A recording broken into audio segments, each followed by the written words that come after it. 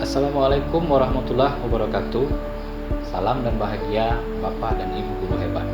Saya Supri, guru SD Negeri 03 Asam Jujuhan, Kabupaten Dharmasraya, Provinsi Sumatera Barat. Pada video ini saya akan membagikan sebuah praktik baik yang sudah pernah saya lakukan di sekolah atau kelas tempat saya mengajar. Adapun praktik baik ini ialah tentang bagaimana cara melaksanakan asesmen sumatif secara lebih praktis dan lebih efisien.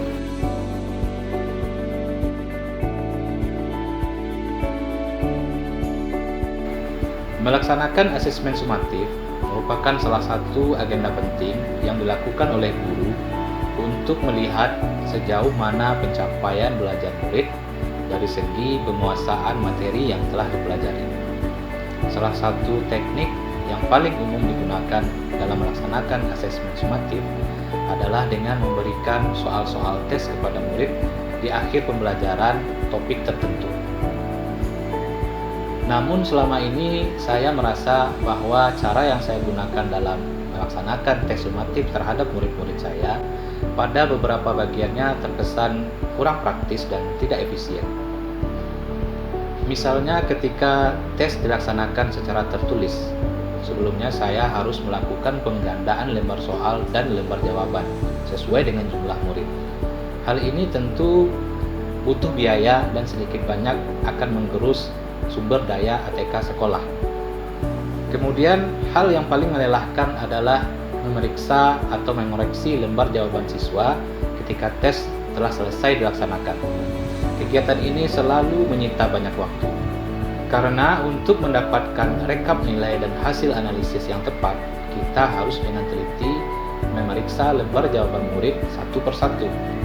Bisa dibayangkan jika murid yang ikut ujian ada banyak jumlahnya, tentu banyak pula waktu yang dibutuhkan untuk memeriksa lembar per lembar jawaban murid tersebut.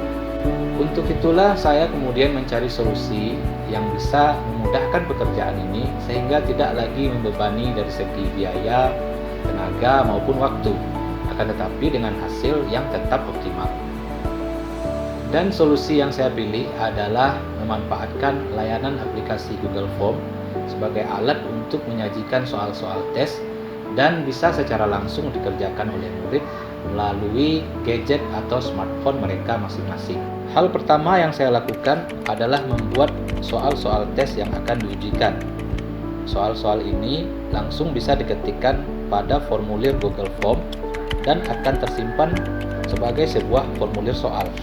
Nantinya, link atau tautan formulir inilah yang akan saya bagikan kepada murid pada hari di mana tes akan dilaksanakan. Menjelang hari H, saya membuat beberapa kesepakatan dengan murid. Yang pertama, meminta murid membawa smartphone pada hari yang telah dijadwalkan. Smartphone yang dibawa ke sekolah hanya boleh digunakan pada saat tes, sedangkan sebelum dan sesudahnya smartphone harus dikumpulkan kepada guru. Semua murid harus bergabung ke dalam grup WA khusus untuk mendapatkan link formulir soal yang akan dikerjakan. Semua kesepakatan ini pada dasarnya merupakan masukan dari para wali murid yang telah saya ajak berkoordinasi sebelumnya. Pada hari H, sebelum pelaksanaan tes, saya memberikan sedikit penjelasan mengenai cara menjawab soal dan hal-hal teknis lainnya agar para murid tidak menemui kendala saat bekerja nantinya.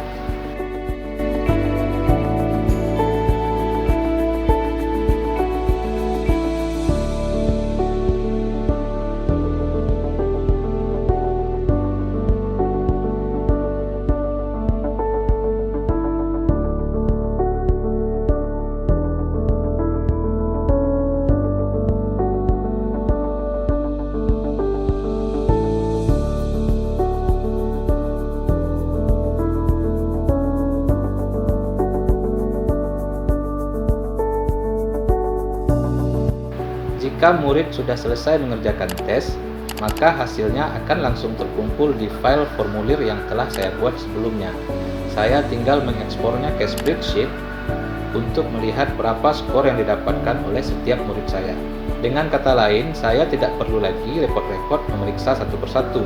Selanjutnya, saya menggunakan tabel interval nilai untuk mengategorikan pencapaian belajar murid terhadap terhadap kriteria ketuntasan tujuan pembelajaran. Kemudian kolom perolehan skor saya pindahkan ke sheet yang baru untuk membuat tabel pencapaian hasil belajar yang menyertakan kategori tersebut di dalamnya.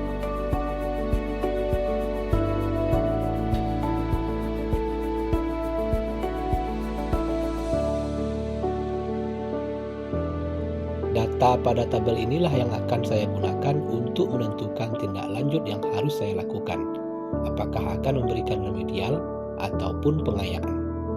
Dengan menggunakan Google Form sebagai instrumen tes sumatif, kini pekerjaan saya bisa menjadi lebih praktis dan lebih mudah. Saya tidak perlu lagi menggandakan soal dan lembar jawaban, dan biaya yang harus dikeluarkan untuk penggandaan tersebut bisa dialokasikan untuk keperluan lain yang lebih bermanfaat.